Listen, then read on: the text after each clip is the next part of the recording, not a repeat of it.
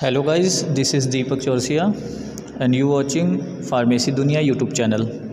Guys, आज हम discuss करेंगे मेंस्ट्रुअल साइकिल, जिसे हम रिप्रोडक्टिव साइकिल के भी नाम से जानते हैं। मेंस्ट्रुअल साइकिल या रिप्रोडक्टिव साइकिल ये बेसिकली वुमेंस में एक रेगुलर इंटरवल पीरियड पे होने वाली साइकिल्स है, जो कि एवरेज लेंथ इनकी 28 डेज़ की है। ये सामने डायग्राम पे आप देख ही रहे हैं।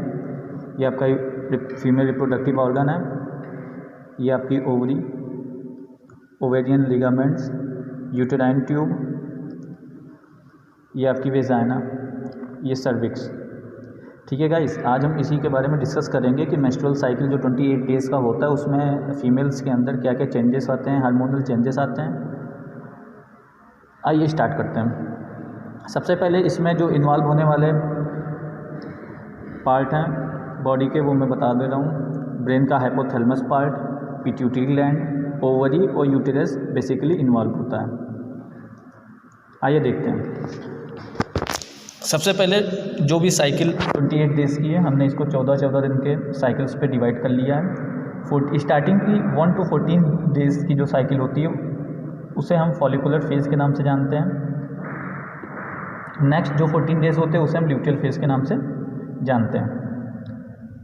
फॉलिकुलर फेज़ की अगर हम बात करें तो 1 से 14 दिन के बीच में हमारे बॉडी फीमेल्स के बॉडी के अंदर कई सारे चेंजेस अगर होते हैं। सबसे पहले हाइपोथैलेमस, पता है आप सभी को, ब्रेन का एक इम्पॉर्टेंट पार्ट है। इसके द्वारा GnRH gonadotropin releasing hormone secrete होता है, जो कि कहाँ पे एक्ट करता है, एंटीरियर पिट्यूटरी पे एक्ट करता है। एंटीरियर पिट्यूटरी गोनेडोट्रोपिक सेल्स पे एक्ट करता है और वहाँ से 2 हार्मोन रिलीज़ करता है। वो 2 हार्मोन कौन कौन से हैं? LH, जिसे हम ल्यूटिनाइजिंग हार्मोन के नाम से जानते हैं, और FSH, फॉलिकल स्टिमुलेटिंग हार्मोन के नाम से जानते हैं। स्टार्टिंग अगर 1 to 7 डेज़ की बात करें तो सबसे पहले होता क्या है, हमारे फीमेल की जो ओवरी होती है उसमें जो इमेच्योर एग्स होते हैं, इमेच्योर जो एग्स होते हैं, यहाँ पे जो जितने भी कई सारे एग्स पाए जाते हैं, इसमें से जो इमेच्योर एग्स होते हैं वहाँ पे FSH इस एरिए पे माइग्रेट करता है और यहाँ पे प्रेजेंट इमेच्योर एग को वो क्या करता है, मैच्योर करता है। मैच्योर कहने का सेंस क्या है? मैच्योर कहने का सेंस है कि ये इमेच्योर एग है। मैच्योर कहने का सेंस है इसके चारों सराउंडिंग, चारों तरफ एक number of layer of tissue क्या होने लगती है, इसके चारों तरफ टिश्यू की लेयर डेवलप करने लगती है। जो इनर लेयर होती है टिश्यू की, उसको हम ग्रेनुलोसा सेल के नाम से जानते हैं, और जो आउटर लेयर होती है इसे हम थीका सेल के नाम से जानते हैं। ग्रेनुलोसा सेल्स में आपके FSH के रिसेप्टर साइट पाए जाते हैं और थीका सेल पे आपके LH के रिसेप्टर साइट पाए जाते हैं। LH हार्मोन जब इंक्रीज इसका लेवल होता है तो ये अपने रिसेप्टर से बाइंड करता है, जो कि थीका सेल पर प्रेजेंट होता है, और क्या प्रोड्यूस करता है? एंडोजन। एंडोजन प्रोड्यूस करता है। यही एंडोजन आगे चल के ग्रेनुलोसा सेल में, जो कि इसी के जस्ट नीचे की लेयर है, वहाँ पे डिफ्यूज़ होता है, जहाँ पे उस FSH अपने रिसेप्टर से बाइंड करता है और इसी एंडोजन को एस्ट्रोजन में कन्वर्ट कर देता है। ये हो गई गाइस, बात हुई 1 से 7 दिन की। अब हम नेक्स्ट 7 से 14 दिन की बात करते हैं, जिसे हम दूसरे शब्दों में प्रोलिफरेटिव फेज भी कहते हैं। इन दिनों में जो एस्ट्रोजन का लेवल होता है बॉडी में वो काफ़ी पीक पॉइंट पे होता है। और एस्ट्रोजन बॉडी में क्या क्या चेंजेस अगर करते हैं फीमेल के, आइए डिस्कस कर लेते हैं। सबसे पहले एस्ट्रोजन का लेवल जब बॉडी में पीक पॉइंट पे होता है तो वो एंडोमेट्रियम की लाइनिंग में हेल्प करता है, जिसकी वजह से एंडोमेट्रियम की जो वॉल होती है वो काफ़ी थिक हो जाती है और वो तैयार हो जाती है किसके लिए? प्रेगनेंसी को कंसीव करने के लिए। ठीक उसी प्रकार जैसे जैसे एस्ट्रोजन का लेवल बढ़ता है वो ग्रेनुलोसा सेल से एक निगेटिव फीडबैक मैकेनिज्म के थ्रू FSH के लेवल को डाउन करता है और साथ ही साथ एक पॉजिटिव फीडबैक मैकेनिज्म के थ्रू इनहिबिन नाम का एक हार्मोन को सीक्रेट करता है। इस हार्मोन का काम यही रहता है कि प्रोडक्शन को सप्रेस कर देना। किसके प्रोडक्शन को? FSH के प्रोडक्शन को सप्रेस कर देना। FSH का प्रोडक्शन जब सप्रेस हो जाता है, LH का प्रोडक्शन उस समय पीक पे रहता है और LH अपना वही काम कंटिन्यू रखता है, एंडोमेट्रियम की वॉल को ठीक करने का काम करता है, जिससे वहाँ पे ब्लड सप्लाई भी काफ़ी हो जाए।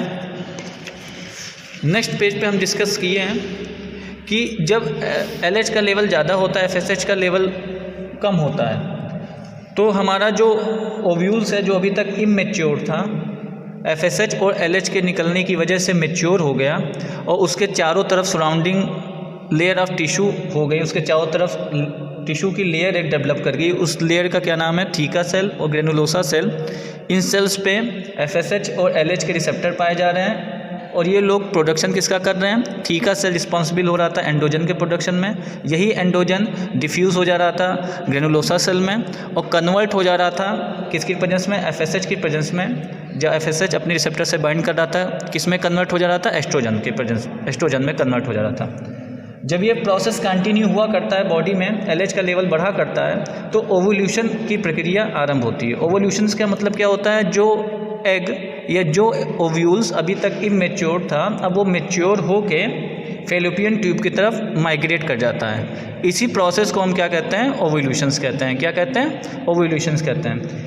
इसी दौरान आपका 1 से 14 दिन का जो भी टाइम पीरियड होता है वो समाप्त हो जाता है। नेक्स्ट जो दूसरा फेज़ होता है 14 to 28 डेज़ का, जिसे हम ल्यूटियर फेज़ के नाम से जानते हैं, वो स्टार्ट हो जाता है। देखिए मैंने सब कुछ मेंशन किया हुआ है सामने। ल्यूटियल फेज़, इससे पहले का फेज़ कौन सा होता है? ओवुलेशन। ओवुलेशन में क्या होता है? मेच्योर ओव्यूल्स फेलोपियन ट्यूब की तरफ माइग्रेट कर जाते हैं। ठीक है। इसके बाद क्या होता है? फॉलिकल सेल्स जो होती हैं वो चेंज हो जाती हैं किसमें? कॉर्पस ल्यूटियम में। स्टार्टिंग के 14 to 21 डेज़ में, किसमें? स्टार्टिंग के 14 to 21 डेज़ में जो फॉलिकल सेल्स होती हैं वो चेंज हो जाती है किसमें? कॉर्पस ल्यूटियम में चेंज हो जाती हैं। और यही कॉर्पस ल्यूटियम रिस्पॉन्सिबल होता है किसके प्रोडक्शन में या किसके सिक्रीशन में? प्रोजेस्टेरॉन के सिक्रीशन में। जब कॉर्पस ल्यूटियम बन जाता है तो ये क्या करता है? प्रोजेस्टेरॉन के लेवल को बॉडी में इंक्रीज कर देता है और उसी के साथ साथ एस्ट्रोजन का लेवल बॉडी में क्या हो जाता है? डिक्रीज हो जाता है। मेन फंक्शन प्रोजेस्टेरॉन का क्या होता है कि एंडोमेट्रियम की लाइनिंग को इंक्रीज करना, मतलब उसके ऊपर नंबर ऑफ लेयर्स चढ़ाते जाना और साथ ही साथ वहाँ पे ब्लड सप्लाई को इंक्रीज कर देना, जिससे वहाँ का जो सेल्स होता है वहाँ पे वेस्कुलरिटी इंक्रीज हो जाती है। इसके साथ साथ एक फंक्शन और होता है प्रोजेस्टेरॉन का। ये क्या करता है? म्यूकस मेम्ब्रेन की थिनिंग प्रॉपर्टी को इंक्रीज कर देता है। अब थिनिंग प्रॉपर्टी क्या होती है? आइए हम समझ लेते हैं। जब स्पर्म वेजाइना के थ्रू आपके सर्विक्स में पहुंचता है, यहाँ पे म्यूकस, यहाँ की जो म्यूकस होती है वो काफ़ी थिक होती है। जब काफ़ी थिक म्यूकस होगी तो स्पर्म यहाँ से अंदर, मैं कुछ इंटरप्शन की वजह से वीडियो पॉज हो गया था। इस वीडियो में हम, जो कि पार्ट 2 वीडियो है, इस पर हम डिस्कस करेंगे। मैंने लास्ट टाइम बता दिया था कि जब कॉर्पस ल्यूटियम जनरेट होता है तो वो प्रोजेस्टेरॉन के लेवल को बॉडी में इंक्रीज़ करता है। प्रोजेस्टेरॉन का मेन फंक्शन मैं बता रहा था कि वो क्या करता है? एंडोमेट्रियम की लाइन को थिक करता है, साथ ही साथ वहाँ पे वेस्कुलरिटी को इंक्रीज़ कर देता है। इसके साथ साथ उसका दूसरा फंक्शन क्या होता है? यहाँ पे जो सर्विक्स में जहाँ पे म्यूकस मेम्ब्रेन जो पाई जाती है, इसको ये थिन करने का काम करता है। अब थिन करने से क्या होगा कि जब स्पर्म अंदर की तरफ जाएगा, अगर यहाँ का म्यूकस मेम्ब्रेन थिक होगा तो ये उसको अंदर की तरफ एंट्री नहीं देगा। एंट्री नहीं होगी तो क्या नहीं होगा? जो फ्यूज़न होना है आपके मेच्योर ओव्यूल्स का और स्पर्म का, वो फर्टिलाइजेशन नहीं पॉसिबल हो पाएगा, क्योंकि हमारा स्पर्म यहीं पे क्या हो जाएगा? स्टे हो जाएगा। तो इसके लिए प्रोजेस्टेरॉन बॉडी में सिक्रीट होता है। वो क्या करता है? यहाँ की म्यूकस मेम्ब्रेन में थिनिंग कॉज करता है, जिसकी वजह से जो आपका स्पर्म है वो क्या होता है? अंदर की तरफ मूव आउट करता है। ठीक है। उसके बाद हम देख लेते हैं इसका जो सेकंड फेज़ होता है, इसी को जो 14 to 21 डेज़ का होता है, इसी फेज़ को हम सेक्रेटरी फेज़ के नाम से भी जानते हैं। इसमें आपकी यूटेराइन की ओपनिंग की भी पॉसिबिलिटी हो जाती है, क्योंकि प्रोजेस्टेरॉन का लेवल बॉडी में बढ़ रहा होता है, जो कि एक स्पर्म के बैरियर का भी काम करता है। कैसे बैरियर का काम करता है? यहाँ पे जो आपके म्यूकस मेम्ब्रेन है, इनको थिनिंग करने का काम करता है। ठीक है।